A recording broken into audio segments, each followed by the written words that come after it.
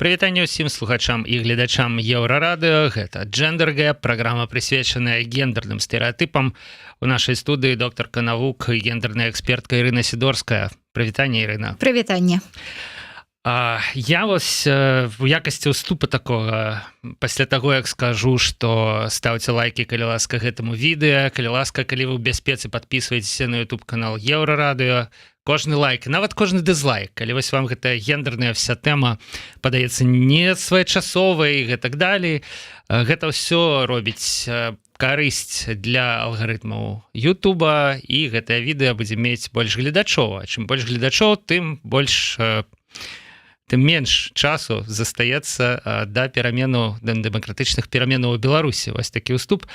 А пачаць я хацеў з таго, што вось неяк апошнім часам даводзіцца балансаваць паміж жаданнем все патлумачыць нейкай жахлівай канспіралогіяй і ўсё ж такі нейкім здаровым сэнсам. І вось я гляджу на гэтае прызначэнне, якія зрабіў Лукашенко у МЗС, у адміністрацыю прэзідэнта. Ну і калі з МЗСам все плюс-мінус ясна, то вот ад думкі, што Наталью Пяткевіч прызначылі туды ну не ў апошнюю чаргу і, можа быць, нават у вельмі значную чаргу дзеля таго, каб все гэта абмяркоўвалі, просто вось для того, каб перахапіць інфармацыйны парадак дня, просто для того, каб все пачалі, і мы бачылі гэта, пачалася аналітыка. Ну што там, кто кого? Эйсмонт ці Пяткевіч? А яшчэ ёсць Качанова.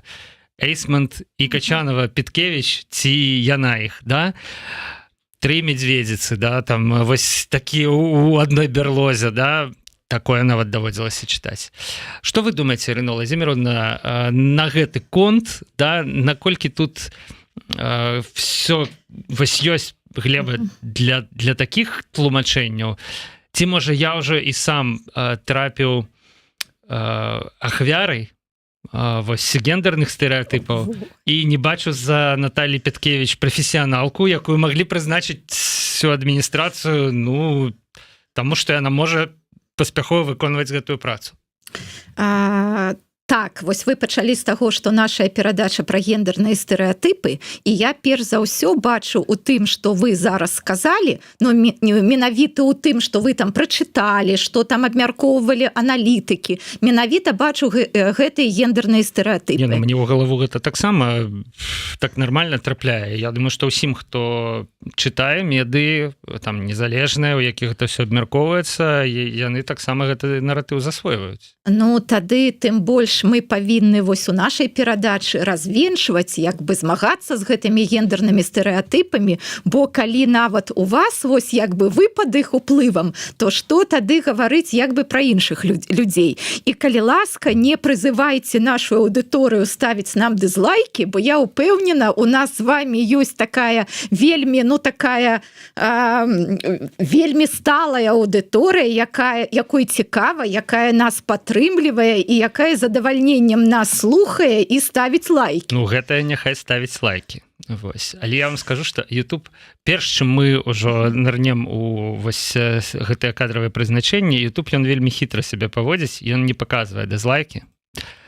Але зато, калі ты заходзіш у аналітыку, ты бачыш, што табе паставілі столькі-то лайкаў, і гэта, ну, умоўна, 98% ад агульнай колькасці рэакцый. Ты адразу можаш палічыць колькасць дызлайкаў па гэтаму, калі ты ўмееш прапорцыю складаць. З гэтым я згодная, але я не чула, каб на іншых перадачах таксама прапаноўвалі вядучыя ставіць дызлайкі. Гэта Еўрарадыё. Да, менавіта чамусьці ў гендер-гэпе, толькі, значыць, вось прапануюць ставіць дызлайкі. Але давайте вернемся да спадарыні Пяткевіч. Ну, я бачу тут што. Ужо і некаторыя аналітыкі пра гэтае сказалі. Яны сказалі пра тое, што вельмі малая база, на каго Лукашенко зараз можа абапірацца. І калі ён дастаў з гэтай калоды чалавека, якая 10 гадоў не была ўжо як бы па-за межамі ўсёй гэтай сістэмы, ну гэта паказвае, што іншых людзей альбо няма, але нікому з іншых ён ужо не давярае, бо разумее, у якім зараз ён складаным становішчы, і як складана яму будзе, ну не тое, што выйграць гэтыя выбары, гэта мы зразумела там бярем у двукосі, але ну паказаць нейкі такі больш-менш для яго прымальны результат. Таму гэта паказвае, што вось малая гэтая колода, мала каму ён давярае, а ўсё ж таки Пяткевіч, ну мне здаецца, ну безумоўна, у той час, калі яна працавала, яна была прафесійнай, яна вельмі ну на высокім узроўні выконвала тое, што Лукашенко ад яе чакаў. Ну я нават не памятаю, ці былі ў яе там нейкія правалы, нейкія вось такія вялікія памылкі і гэтак далей. Вось я не магу зараз узгадаць. Мне здаецца, тыя гады, калі яна працавала і прэс-сакратаркай, і значыць намесніцай, і першай намесніцай, яна вельмі добра выконвала вось тыя задачы, якія Лукашенко перад ёй ставіў. І, канешне, яна ну больш прафесійная асоба, зразумела, чым і Качанова, і Эйсмонт. Яна ну у другой як бы у вазе, у другой яна на парадак больш адукаваная, яна такі вельмі сістэмны чалавек. І зараз вось калі те ж самыя незалежныя медыа прасілі там успомніць тых, хто з ёй раней працаваў, ну як бы людзі. Але тут таксама было цікава, было бачна, як людзі пераносілі, хтосьці стараўся быць больш аб'ектыўным і гаварыў ну, вось пра тое, што яна вельмі прафесійна заўсёды падыходзіла да выконвання сваіх абавязкаў, што яна ж юрыстка, і яна там знаходзіла заўсёды там пэўныя там хібы, там значыць, што тое, што было там дрэнна зроблена і гэтак далей. Гэта сведчыць, што яна ну, прафесіянальна падыходзіла да гэтага. Але вось менавіта, скажам, яе манера, якая не прывычная ў жанчын, яна у тых, каго вось незалежныя медыа пра яе пыталі, а гэта былі выключна мужчыны, не адна жанчына як бы альбо медыа не пыталі, альбо не былі тыя жанчыны, якія там вось 10-15 гадоў таму былі ва ўладзе, альбо там былі журналісткамі, вось толькі пыталі ў мужчын, і было зразумела, што мужчыны ну не прывыклі да такой манеры, калі яе менавіта вось жанчына выказвае, што там нават было і што там рабіла істэрыкі, і што была вось такім вельмі жорсткім, высакамерным, там халодным чалавекам. Ну, мне здаецца, што вось якраз мужчыны ва ўладзе менавіта так сябе паводзяць з большасці. То бок у сваё дзесяцігоддзя у адміністрацыі прэзідэнта яна была такая жалезная ледзі, мужчына у спадніцы, магчыма, па ролевой модели, по модели паводзіну, што было абсалютна незвыкла для мужчын, якія, ў прынцыпе, ну, таксама ж, калі яны выцарапаліся туды, выкарабкаліся, гэта значыць, што яны праяўлялі лідарскія якасці там і гэтак далей, і яны прызвычаіліся бачыць іншых жанчын. Так. А іншых жанчын гэта вось якіх? Гэта такіх, як Качанова, гэта такіх, як Эйсмонт, ці гэта ўсё ж такі яшчэ нейкі вось іх тыпаж гэта нейкі трэця роля жаночая, да, вось ну, лідарка, але з мягкім... Нет, такіх, мне здаецца, не было. Можа, трэцяя роля – гэта такія памочніцы гэтых мужчын, якія так, прафесійна ўсё робяць на сваім узроўні, але яны там недзе ззаду, яны там за спінамі тых мужчын, якія вось менавіта, значыць, там у гэтай зале, там, якія выступаюць. Вось, да, такія жанчыны добра, каб яны ўсю зрабілі вось гэту падрыхтоўчую працу, каб яны там папрацавалі з заканадаўствам і гэтак далей, але як бы прадстаўляць усё і альбо даваць ацэнку будуць мужчыны. А вось Пяткевіч была менавіта той, хто рабіла гэта ўсё сама, і яна была, ну, безумоўна, лідаркай. І вось такой мадэллю, калі гэта быў дасведчаны лідар, калі гэта была яшчэ раз прафесійная асоба, ну, як бы мужчыны не сустракаліся. А я б тут зрабіла бы яшчэ такую заўвагу, што ўсё ж такі трэба, мне здаецца, адрозніваць меркаванне журналістаў, перш за ўсё незалежных медыа, ад меркавання тых жа самых чыноўнікаў, тых жа самых, ну там не ведаю, якія працавалі, напрыклад, у Савеце міністраў і гэтак далей. Бо зразумела, што ў журналістаў ну і не маглі скласціся добрыя адносіны з Пяткевіч, бо ну яна же юрыст па сваёй адукацыі. Ну ці можа быць горшы прэс-сакратар, які па базавай адукацыі юрыст і які менавіта працуе вось з гэтай юрыдычнай такой ідэнтыфікацыі. ідэнтыфікацыі. Но задача юрыста это, не дай бог, нічога не сказаць лішняга. Тое, за што можна зачапіцца і гэтак далей. А задача журналістаў, ну, наадварот, як бы знайсці гэтую схаваную інфармацыю. І зразумела, што ну і ніякіх там добрых таких, ну, партнерскіх адносінаў і не магло быць паміж незалежнымі журналістамі і Пяткевіч. Тут гэта зразумела. Але вось было цікава менавіта прачытаць вось гэтыя водгукі мужчын-чыноўнікаў, і яны як бы з аднаго боку гаварылі, што так, яна вельмі прафесійна, значыць, сябе паводзіла, але ў той жа час што вось, значыць, былі гэтыя эмоцыі, была гэта жорсткасць, была гэта вось такое высакамерныя адносіны да людзей, але яшчэ раз гэта, ну, мужчыны ва ўладзе гэта заўсёды праяўляюць, але гэта як бы, ну, не ведаю, не кідаецца ў вочы і разумеецца як нармальнае. Ну, глядзіце, якія разносы, напрыклад, Лукашенко там арганізуе для ўсіх, і ніхто не гаворыць, што Лукашенко закаціў істэрыку. А вось пра тое, што, значыць, вось так паводзіла сябе Пяткевіч, як бы пра гэта гавораць, і там незалежныя медыа выносяць гэта ў загаловак. Ну, вось такім чынам, як бы, гэтыя самыя гендерныя стэрэатыпы і фарміруюцца. Так, і вось згодная з тым, што шмат увагі ўдзялялі і журналісты, і аналітыкі пытанню таго, як будуць адносіны паміж вось гэтымі трыма Наталлямі. Паміж, вось, значыць, Пяткевіч, Эйсмант і Качанавай. Але тады не зразумела, а вось, напрыклад, якія будуць адносіны паміж Крутым там і Ражанковым, там імі і там астатнімі міністрамі. Вось як бы гэта ніхто не абмяркоўваў, ну, типа, што вось мужчыны і так паразумеюцца, а вось калі жанчына, вось у іх будуць нейкія там адносіны. Ну і таксама бы звярнула ўвагу, колькі знешнасці Наталі Пяткевіч вось таксама было на гэтым, і у чым, значыць, яна там прыйшла, і як яна выглядала. Ну, гэта вось такая класіка, якой бы ўжо б хацелася пазбавіцца ад чаго.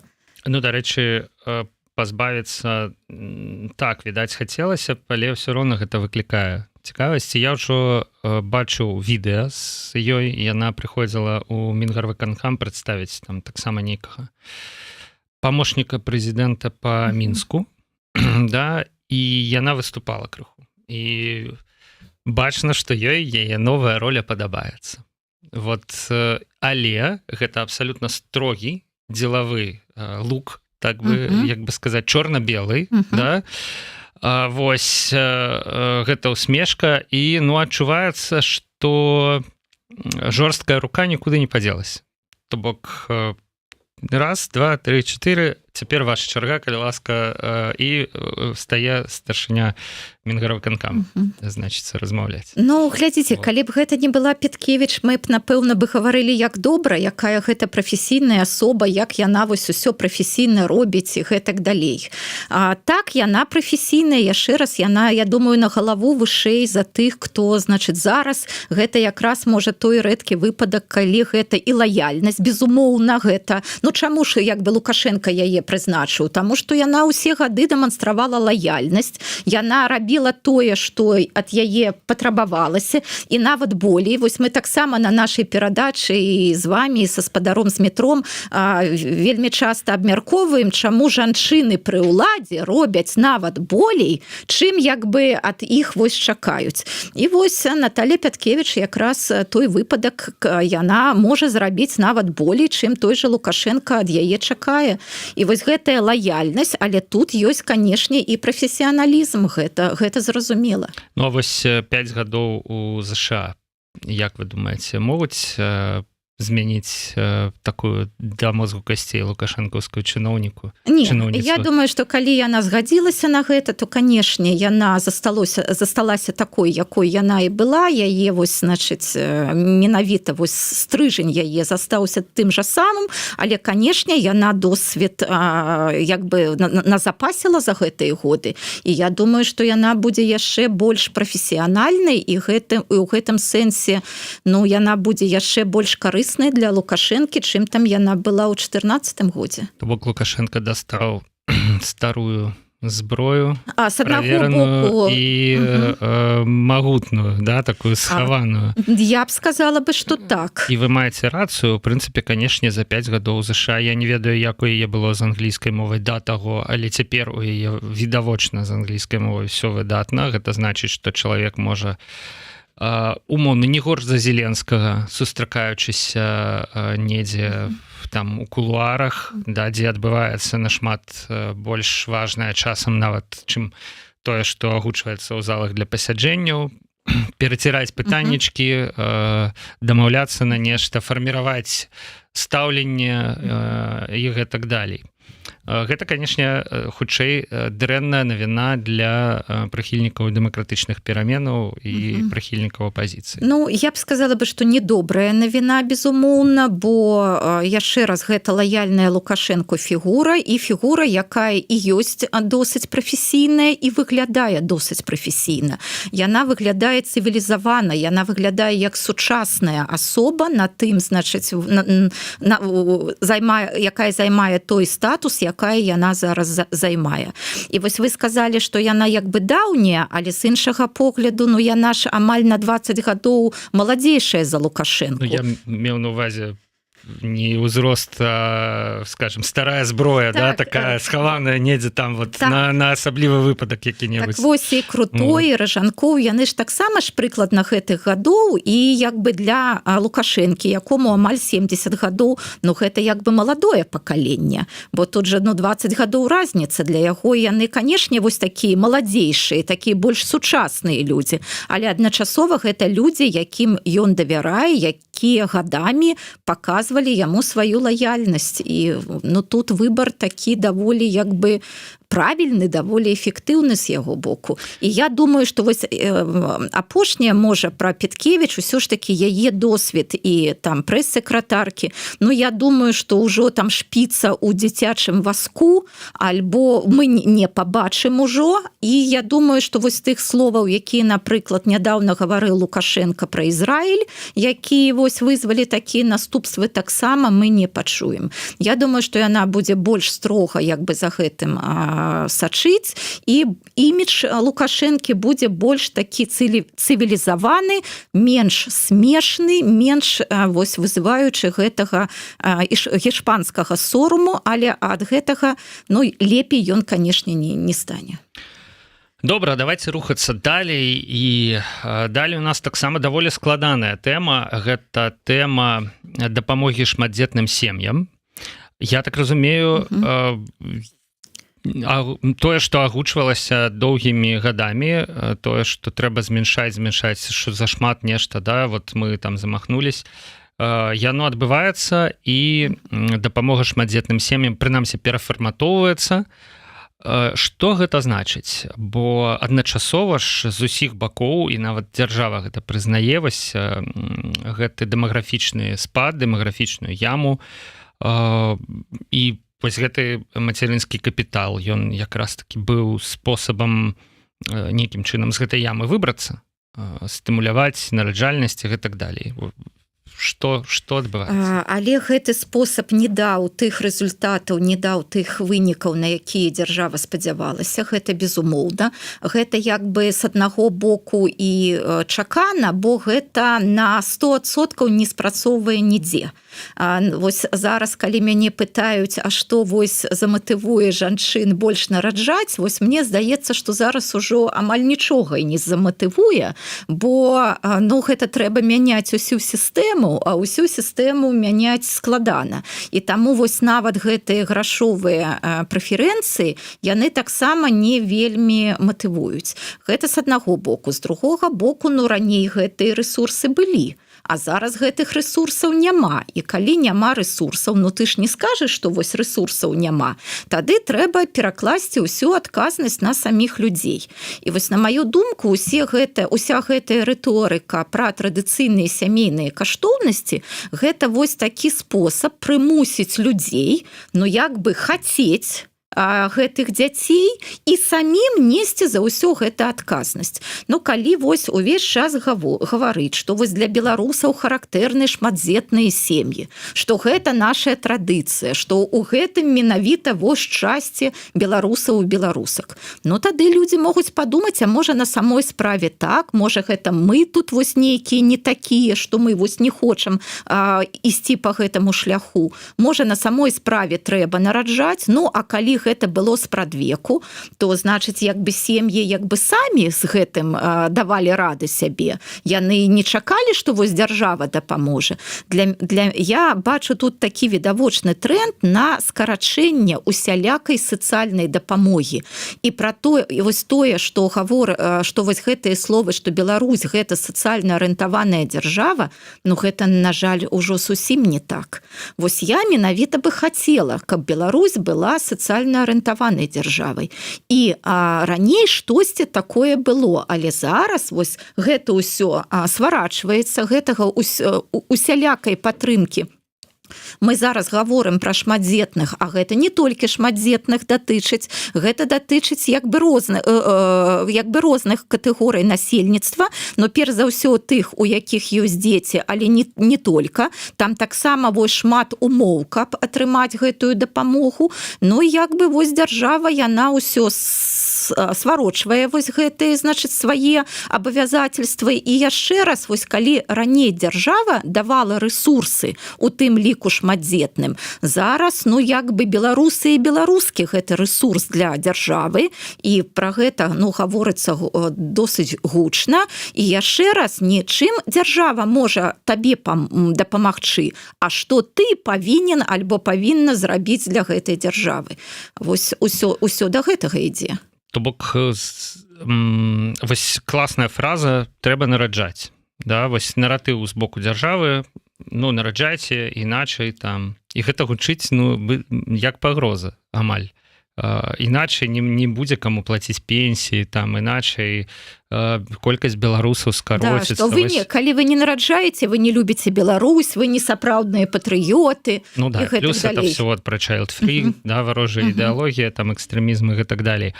То бок не стварыць такія умовы, у якіх людзі хацелі б нараджаць. Бо ў прынцыпе, як мне падаецца, працягваць свой род, сваю сям'ю, мець вялікую сям'ю, гэта абсалютна у беларускім характары, у характары людзей, якія жывуць на гэтай зямлі. Калі мы азірнемся там, ну, на 200 гадоў, на 300 гадоў, там былі вялікія сем'і ў беларусаў, як бы ніхто, можа быць, конечно, з нейкіх іншых прычын, але не думаў, хочацца там нараджаць, не хочацца там, трэба, не трэба і гэтак далей. Ну, все так жылі. Гэта наш лад жыцця, да? І да чаго трэба было, в прынцыпе, давесці, да, што людзі пачалі сумнявацца. Вось гэтыя генетычныя карані свае, да, яны іх пачалі адкладаць у бок, і цяпер трэба, каб яны нараджалі, ім пагражаць, іх пужаць, а яны все не хочуць і не хочуць чамусьці.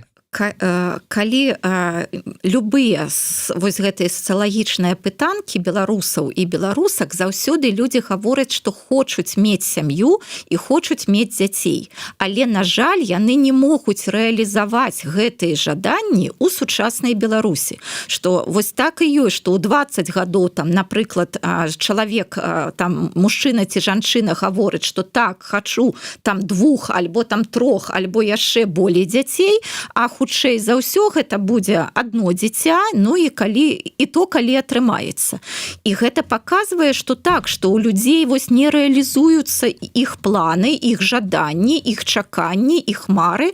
Ну, тут можна яшчэ раз шмат што гаварыць. Ну, напрыклад, гэта і ўзровень здароўя. На жаль, вельмі шмат людзей не могуць па медычных паказчыках менавіта мець дзіця. І вось, напрыклад, я уже гэты прыклад прыводзіла, Сербія. Гэта таксама краіна, як бы не вельмі багатая, так скажем, мякка. Але там можна рабіць эко бясплатна колькі заўгодна разоў.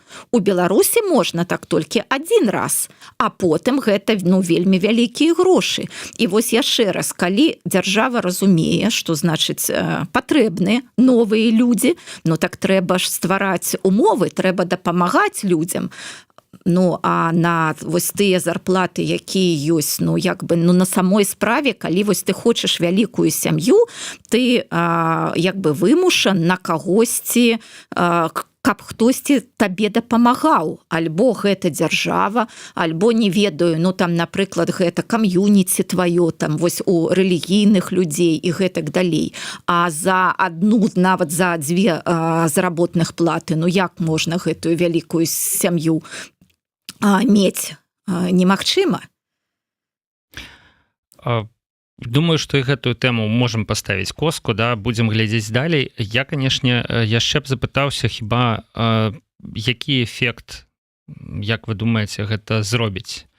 То бок, магчыма, я думаю, што калі не дужа працаваў гэты матэрынскі капітал, хаця ён працаваў, мне здаецца, што сем'яў, у якіх там з'яўлялася трэцяе дзіця, у пэўным моманце, там, умоўна, гадоў 10 таму, пачало рабіцца болей. Але глядзіце, гэта былі перш за ўсё сем'і, якія, там, напрыклад, жылі ў сельскай мясцовасці, і для якіх гэты мацярынскі капітал альбо гэтая дапамога для дзяцей, яна была больш, чым іх магчымая заработная плата. Гэта у меншай ступені датычыла Мінска і іншых буйных гарадоў, гэта вось менавіта для людзей у сельскай мясцовасці. Калі там 200-300 беларускіх рублёў заработная плата, то на гэтым фоне вось гэтая дапамога да дзяцей да 3 год, вось таксама трэба пра гэта гаварыць, што калі вось у нас гаворыцца пра дапамогу, гэтую грашовую дапамогу на дзяцей, яна толькі да 3 гадоў. І ў Польшы, дзе мы зараз, і ў Літве яна да 18 гадоў выплочваецца. Гэта ж, як бы велізарная разніца. Вось толькі да 3 альбо да 18 гадоў. І там не трэба ніякіх вось даведак, што ты там у складаным матэрыяльным становішчы і гэтак далей. Там гэтыя грошы атрымліваюць усе сем'і, дзе ёсць дзеці. Гэта цікавы факт, я ніколі не задумваўся, таму што і мне здаецца, што ў вялікай колькасці сем'яў планаванне яно недзе спыняецца на тым, што вось дзіця народзіцца, вось там будзе нейкая дапамога.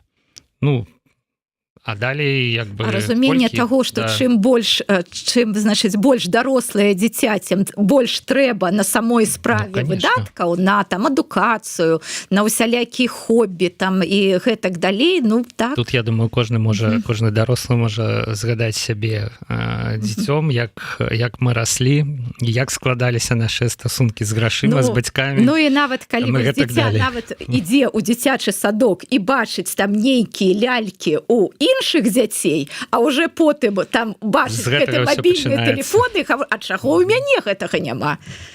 Давайте яшчэ крыху паговорым пра дзяцей, што, праўда, ўжо дарослых вось падкідваюць нам тэму настойліва.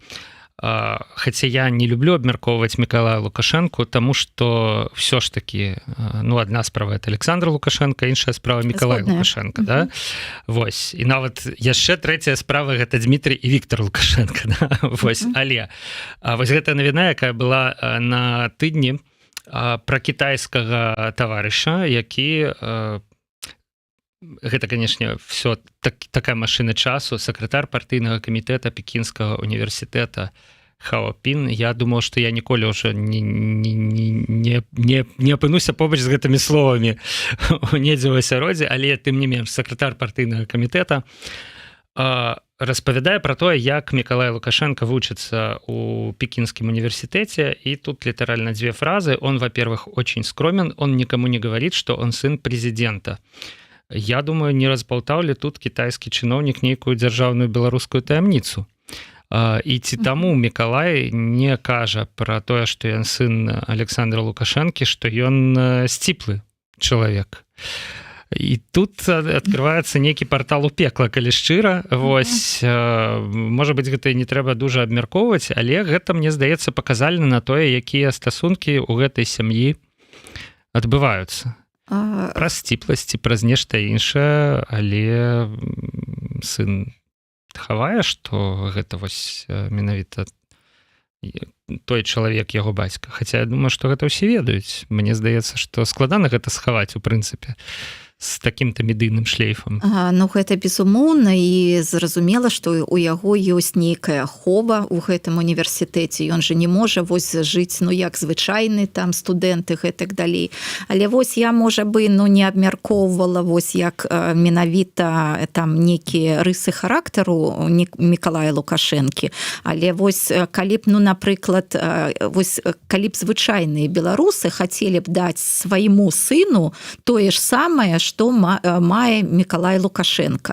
Вось тое, што там, ну, не ведаю, што ён там добра ведае замежныя мовы, то, што там ён іграе на музычных інструментах, тое, што ён там займаўся, значыць, там нейкімі прадметамі і гэтак далей. Ну, хай вось людзі палічаць, колькі грошай ім было патрэбна, каб вось забяспечыць свайму, значыць, сыну менавіта той старт у жыцці, які атрымаў зараз Мікалай Лукашенко. І тады будзе зразумела, колькі дзяцей можа пацягнуць сучасная беларуская сям'я і чаму яны робяць вось выбар альбо мець аднаго, альбо там нават не мець нікога, альбо пераязджаць у іншую краіну і ўжо там заводзіць дзяцей. Я б яшчэ, канешне, дадаў, што да ладна, кожны можа паехаць у Кітай ва універсітэт. Відаць, там ёсць стыпендыйная праграма нейкія і так далей. Але тут жа я згадваю пра чэргі апастыль у Міністэрстве адукацыі, пра тое, што нават калі ты хочаш паехаць у Кітай, табе трэба там чакаць гэтых дакументаў. Хаця ці патрабуе іх Кітай, але я думаю, патрабуе. Я думаю, патрабуе. Я думаю, напэўна. І нават калі ёсць стыпендыя, але гэта не абавязкова, ну трэба ж жыць, вось як бы снімаць нейкае памяшканне, альбо плаціць за гэты, значыць, хостэлы і гэтак далей. Ну, гэта ўсё патрабуе выдаткаў, і на самой справе, ну, нават сем'і, у якіх і муж і жонка працуюць, і як быццам бы нядрэнную заработную плату атрымліваюць. Гэта ўсё складана. Ну, вось я, як маці двух дарослых дзяцей, скажу, што вучыць дзяцей гэта складана, гэта шмат рэсурсаў патрабуе. І беларусы, безумоўна, думаюць пра тое, ці ёсць у іх гэтыя рэсурсы, ці будуць у іх гэтыя рэсурсы.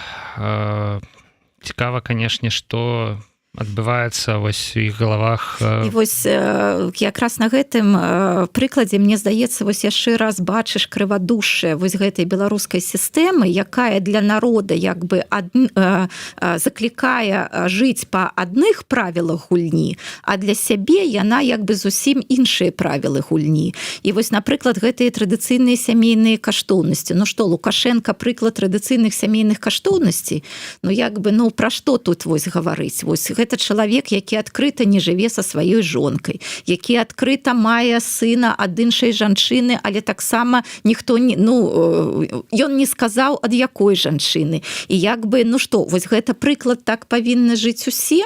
І як бы атрымліваецца, што вось мы пішам законы для вас, каб вы іх, значыць, выконвалі, а мы вось такія небажыцелі, мы жывем вось згодна сваім прынцыпам. Я вось думаю, няўжо, ну, у пэўны момант, відаць, прымалася гэтае рашэнне, і няўжо ён думаў, што вось беларусы, яны яму не даруюць там нечага, да, вось такой сітуацыі там.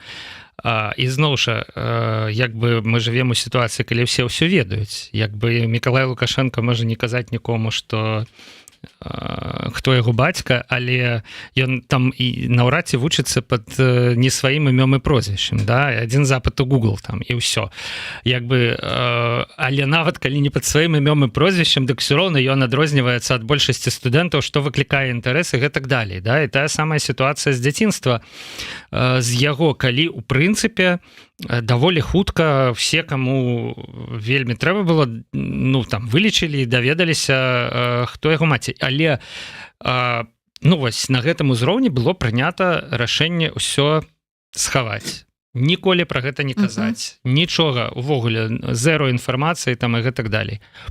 Я вот думаю, что с камунікацыйнага гледзяща гэта вот як гэта... так, прапаганда ж менавіта ж яна так і працуе, яна ж не гаворыць на белае, што гэта шэрае, яна на белае гаворыць, што гэта чорнае, а на чорнае гэта белае. Ну вось нават вось то інтэрв'ю, якое зараз Эйсман давала і гаварыла, значыць, чаму, значыць, была такая сітуацыя перад 20-м годам, што гэта таму, што вось Александр Григорович так займаўся ковідам, што ён так, значыць, не было часу на выбарчую кампанію, на ўсё про наше здароўе дбаў. Да. Так, ну гэта ж было, ну вось настолькі відавочная хлусня, якая не на 100%, на 200%, мы ўсе ведаем, як на самой справе было, але ж яна не гаворыць, што ну вось так, вось зрабіў вось пэўную памылку, гэта была памылка, так не трэба было. Яна як бы гаворыць на чорнае, што гэта белае. Ну і людзі тады думаюць, боже, можа гэта на самой справе вось як бы у нас штосьці не так. Мы ўсё думалі неправільна. Гэта такі называецца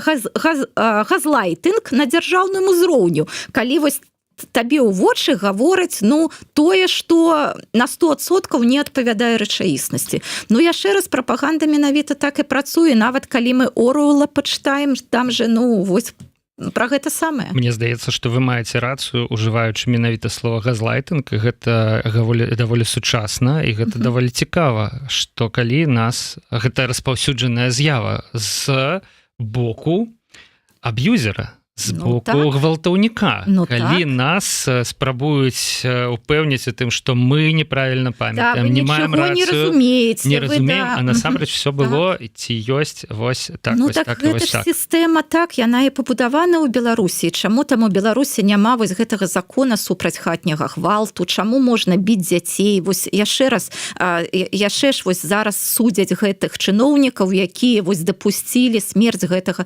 3гадовага хлопчыка. Але мне здаецца, што адказны перш за ўсё Лукашенко, які ў 2018 годзе сказаў, што нам не патрэбен такі закон. Па-першае, ужо закон быў падрыхтаваны, ужо уся праца была зроблена. Ён сказаў, што не патрэбен і што біць дзяцей гэта нармальна. І нават прывёў, значыць, уласны прыклад, што вось ён таксама біў свайго сына. Ну вось зараз хлопчык 3гадовы памёр. Дарэчы, ну вось загаварылі мы пра гвалт, неяк само сабой атрымалася, і я думаю, што час пераходзіць да апошняй і, відаць, самай важнай тэмы на сёння, якую мы хацелі абмеркаваць. Яна хоць і не датычыцца наўпрост Беларусі, але гэта пра такі тэктанічны зрух у сістэме права і ў галавах людзей. І я кажу пра тое, што ў Польшчы пераглядаецца закон, ці можа не закон, а артыкулы крымінальнага кодекса датычныя сексуальнага гвалту. Ну і, можа быць, Ірына, вы раскажаце тады самі, у чым там справа. Так, Сейм вось якраз на днях ён адобрыў змены ў крымінальным кодексе, менавіта вось які датычаць сексуальнага згвалтавання, і згодная з вамі, што гэта тэктанічны здвиг, бо што было? Дзейнічала норма, якая ўжо амаль 100 гадоў дзейнічала, і яна была пра тое, што згвалтаванне гэта калі гэта сексуальны кантакт пад прымусам. А зараз будзе гэта сексуальны кантакт без згоды. І на самой справе гэта вялікая розніца, бо калі гэта сексуальны кантакт пад прымусам, то трэба даказаць, што гэты прымус быў. І вось зразумееце, як на самой справе гэта, ну, нават не тое, што складана, гэта немагчыма для ахвяры. Гэта што? Значыць, жанчына павінна сказаць, так, зараз пачакайце, я зараз вось выну там свой там мабільны тэлефон, альбо, значыць, вы мне скажыце на дыктафон, што, значыць, гэта будзе, значыць, што там ты мяне прымушаеш, альбо зараз я зраблю селфі, як ты мне, значыць, нож да горла прыставіў.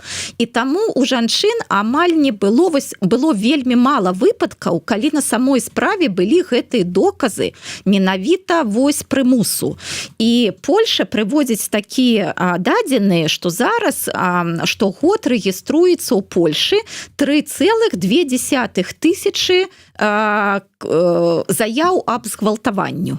Ну вось здавалася як бы такая і не вельмі вялікая лічба, але польскія грамадзянскія арганізацыі яны гавораць, што толькі на вось гэтую блакітную лінію, гэта арганізацыя, якая ў Польшы займаецца вось менавіта выпадкамі гвалту, і беларускі таксама на гэтую лінію звяртаюцца, так вось гэтая лінія па яе дадзеных гэта 10-30 тысяч у год, а можа і ў некалькі разоў больш, бо таксама вось ёсць такі факт, што калі жанчына прыходзіць у паліцыю, у польскую, 4 з 7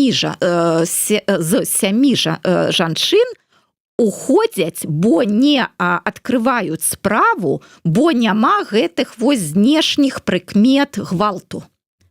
Вось зразумееце, якая гэта сітуацыя. І вось менавіта тое, што гэта будзе ўжо не жанчыне, не ахвяре, трэба будзе даказваць, што вось былі, значыць, гэтыя прыкметы гвалту, а менавіта гэта разуменне згвалтавання як сексуальнага кантакту без згоды. І вось мне здаецца, гэта будзе недрэнна яшчэ раз паўтарыць, што толькі «да» азначае «да». Вось гэта, мне здаецца, тот месседж, які, вось нават у тых жа самых сексістскіх жартах, што вось калі жанчына гаворыць не, што гэта можа быць, а вось ты яшчэ, значыць, паўпрошвай, а можа ты там яшчэ штосьці зрабі, альбо калі яна маўчыць, так гэта ж, ўжо дакладна да, і гэтак далей. І вось мне здаецца, важна гэта яшчэ раз паўтарыць, што на самой справе толькі да азначае да, і вось зараз менавіта такі змены будуць у польскім заканадаўстве, бо я спадзяюся, што верхняя палата парламента і прэзідэнт гэта таксама падпішуць. І вось так, згодная з тым, што менавіта выпадак з беларускай Лізай, ён стаў каталізатарам для гэтага, і палякі вось вельмі так да гэтага, полькі і палякі вельмі да гэтага паставіліся так, і між іншым не было ніякіх вось такіх антымігранцкіх нейкай рыторыкі, што вось гэта беларуска, а можа яна там неяк так па-іншаму сябе паводзіла і гэтак далей. Да, нічога гэтага не было. Наадварот было спачуванне, падтрымкі, і вось мы бачым, што будуць змены ў заканадаўстве, гэта як бы вельмі добра. То бок фактычна нават па такой афіцыйнай статыстыцы да паліцыі дабіралася максімум кожная 10-я заява, кожны 10-й выпадак гвалту ператвараўся ў заяву ў паліцыю, а магчыма і менш. І не ўсе заявы паліцыя прымала. Так, таму што... Яна гаварыла, да, вось калі ты прыходзіш уся збітая, і вось гэта, значыць, прыкметы таго, што, значыць, цябе заставілі гэта зрабіць. Да, ці прыводзіш сведку, які пацвярджае, як да твайго горла прыставілі нож.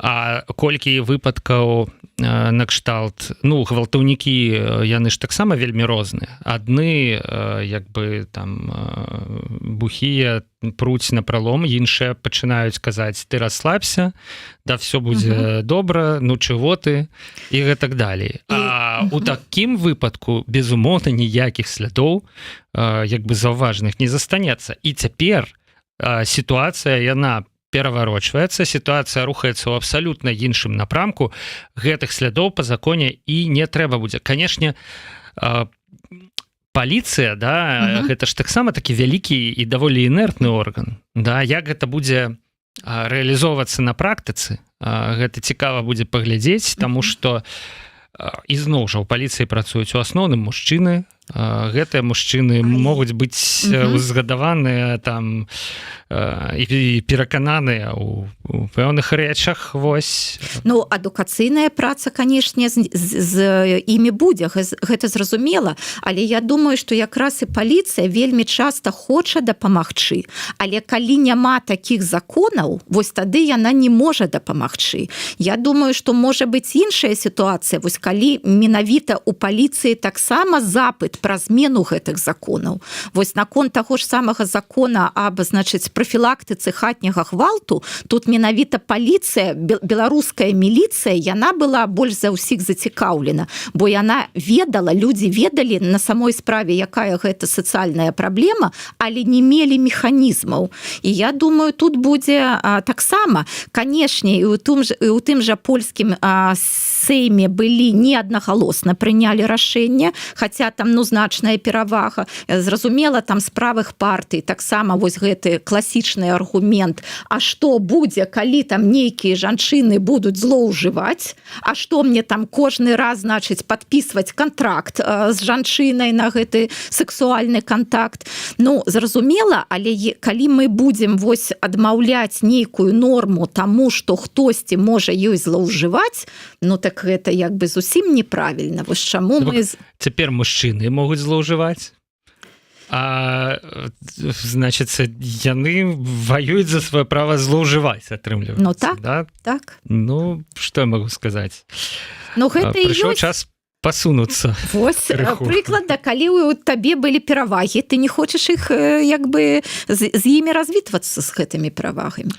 У наших слухачоў, магчыма, узнікне пытанне, чаму я так спакойна гатовы развітацца з гэтымі перавагамі. Ну, магчыма, таму што я не мыслю сябе ў парадыгме гвалтаўніка, які будзе нейкім чынам змушаць жанчыну там да нейкіх дзеянняў, якія ёй не падабаюцца. І мне здаецца, што гэта нармальна. А калі ты не мысліш сябе ў гэтай парадыгме, калі гэтая вось становішча з боку сілы, з боку ўлады для цябе не вельмі шмат чаго значыць. Так навошта ты трымаешься тады за гэтыя патрыархальныя нормы, якія вось наспеў час змяніць?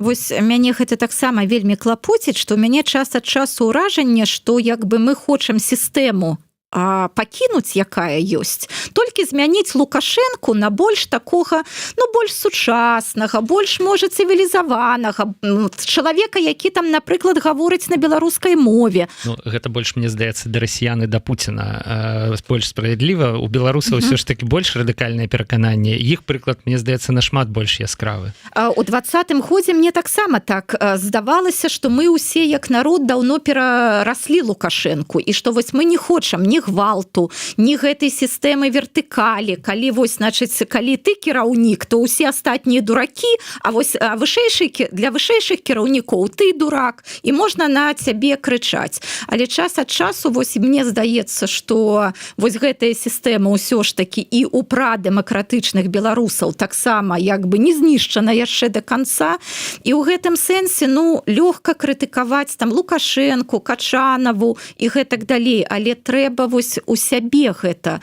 пазбаўляцца ў саміх сябе вось гэтых аўтарытарных, гэтых вертыкальных, гэтых, ну, такіх гвалтаўніцкіх звычаяў, калі вось у цябе ўлада, і ты выстройваеш гэтую сістэму, а ўсе астатнія толькі рэсурс для цябе.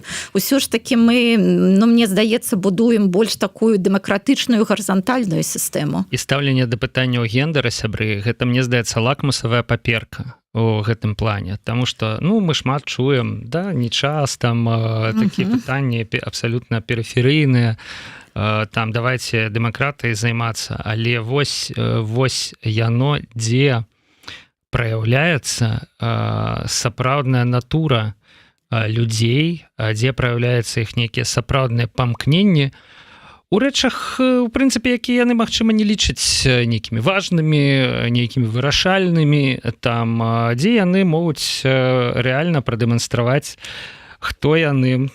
І мы гэта можам ўсё заўважаць, абмяркоўваць і рабіць высновы.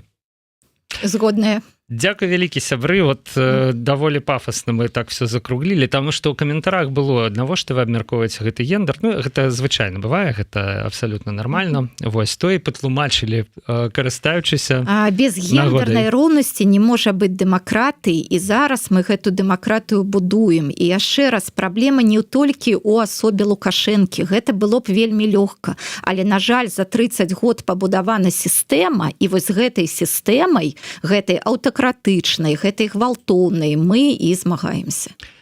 Дзякуй вялікі. Ірына Сідорская, доктарка навук і гендерная даследчыца, была у эфіры Еўрарадыё. Гэта была праграма Gender Gap, прысвечаная гендерным стэрэатыпам. Да пабачэння, Ірына Владзіміровна. Да пабачэння. Ну і Павел Свярдлоў таксама працаваў з гэтага боку мікрафона. Дзякуй усім вялікі, дзякуй за вашы каментары, дзякуй за вашы лайкі і нават за дызлайкі. Пачуемся ў гендерным гэпе праз 2 тыдні. Ну а ў эфіры Еўрарадыё, я думаю, нашмат раней. Да пабачэння.